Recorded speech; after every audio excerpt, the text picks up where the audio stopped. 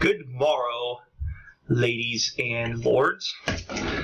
This is Sir Cass, and I'm bringing to you a vlog of Ice and Fire.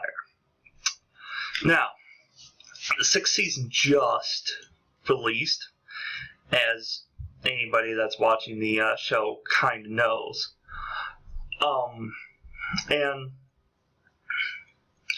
what I'm excited about this season is that they are going off the book. Mainly because the 6th book isn't out yet. But from here on, there's only going to be small spoilers to, like, the book itself. So, I've heard a lot of rumors that this is the last season. I'm not one of those ones who's like, oh no, what am I going to do? I'm actually all for, like, series actually ending. Like, having a clear end. I'm looking at you, Naruto and Bleach. But, basically, I am actually hoping that they don't continue running with this series. It will turn into, oh no, I killed another main character for no reason. But on that note, Jon Snow, I still don't think he's dead.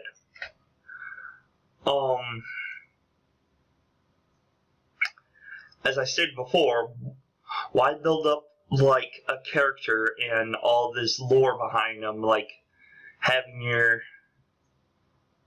readers guessing on who his mother is just to kill him off. Now, it is giving his friends at the Night's Watch a bit of character development. In the book, Melisandre and I think Davos was off trying to gather men to fight for Stannis. But Melisandre was at the wall, along with Stannis' wife. Which, she and their daughter went, oh yeah, that's right, I just remembered they sacrificed his daughter.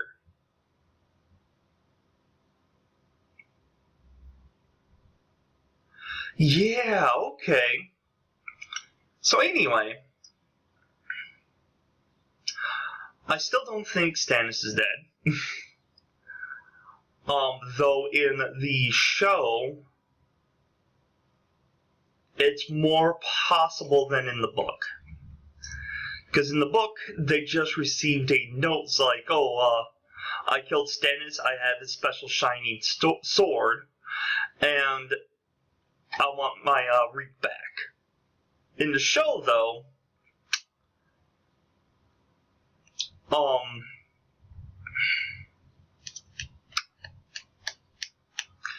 Brienne had found Stannis, and they were playing off that she's executing him.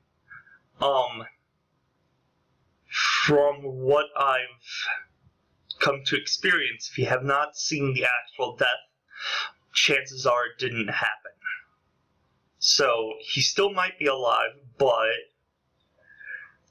it is more viable that he's dead than the book.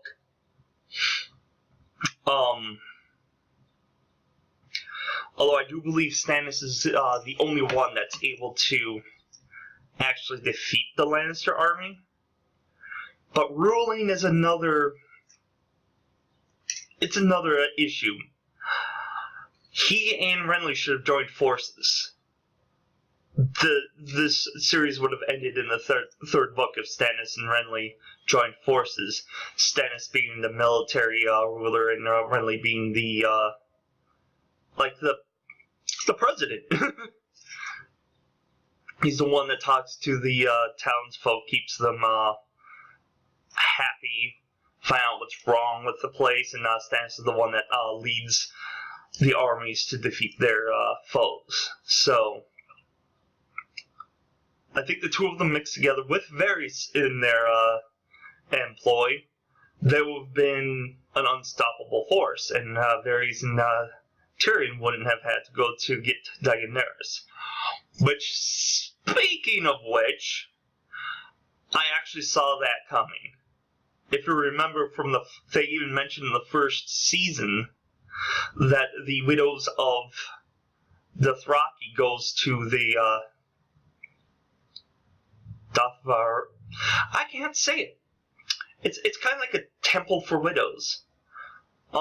They just go there and people come to seek knowledge from them, and basically it's an old folks' home, a retirement home.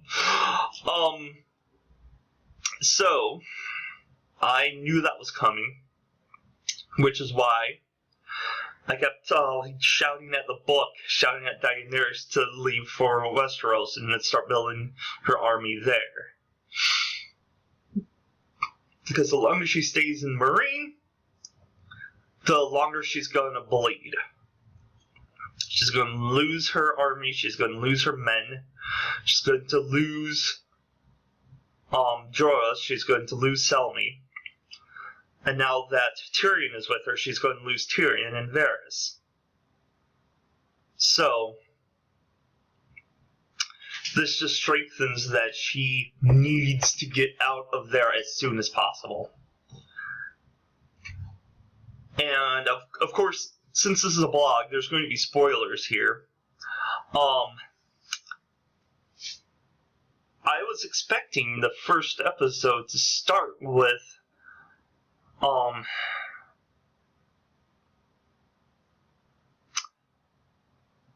Cersei dreaming about the old witch, about how she prophesied her having the 3 kids born of the lion, and then each of them being killed, and a younger, beautiful, or more beautiful woman coming to steal her throne, which I believe is Daenerys.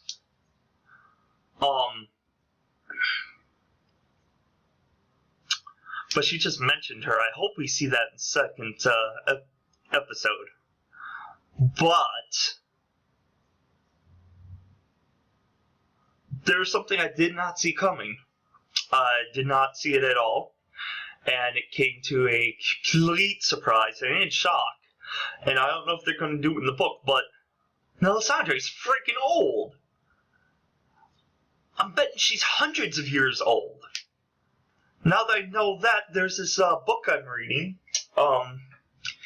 It's about Aegon, like 100 years ago.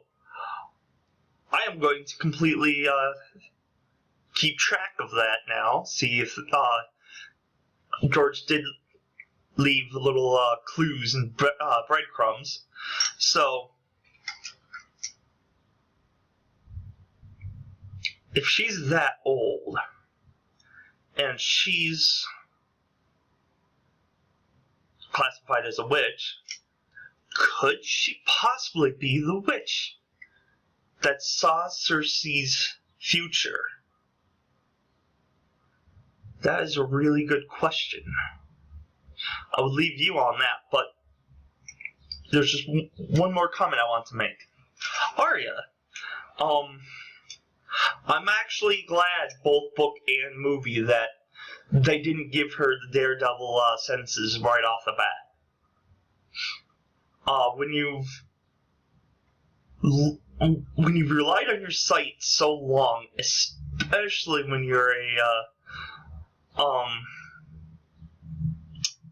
I can't think of the word, but especially when you're like a lady, and used to older people doing some stuff for you as well, you rely on your sight too much, and when you lose it, you don't gain any special powers, you lose your sight.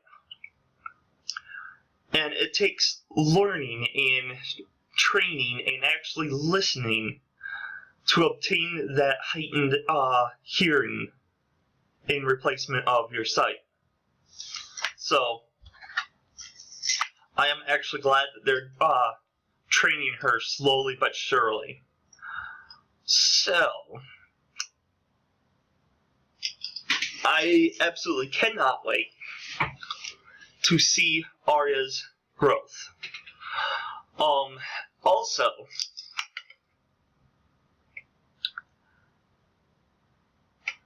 I have a feeling in the book, because she's already gone down her the current path that's in the TV series. I won't spoil anything with that, but I have a feeling that she is going to gain the face-changing powers and use it to fight in Westeros.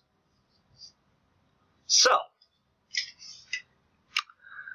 this is my Game of Thrones blog, or blog of Ice and Fire, among dozens of other YouTubers, maybe more. So if you happen to stumble upon this and actually like what I said, and you can add your own thoughts and like disprove me if you want, in the comment section below. If you liked it, give it a like. If you want to see it, because I will be releasing this weekly, subscribe so you can see the rest of them. And until next time, stay white and lordly. Okay. That the two of you were just exploring and had no intention of trying to get rid of each other.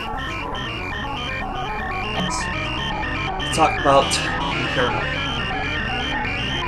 Why do I have white on like this? It's not black light. It's full spectrum happening in this house, which it didn't. And then this goes right here. So anyway,